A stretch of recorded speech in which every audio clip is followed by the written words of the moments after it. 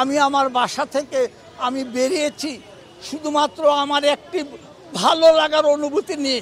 নিজেকে অসহায় মনে করেছি যে আমি এই মুহূর্তে বনবাসী মানুষের জন্য কি করছি।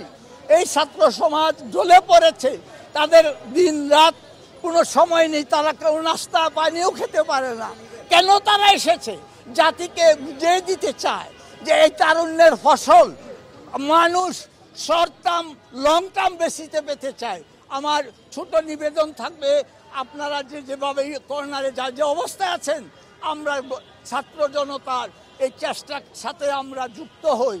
তাদের এই প্রবল ইচ্ছা আকাঙ্ক্ষা আমাদের জনমানব এবং গণমানুষকে বুঝিয়ে দিয়েছে যে এইগুলা সোনার সন্তান, এদেশে তারা আগামী দিনে রাষ্ট্র পরিচালনা সহ রাষ্ট্রের সুযোগ সুবিধা জনগণমুখী করে দেওয়ার জন্য এরা লড়াই করবে এবং থাকবে।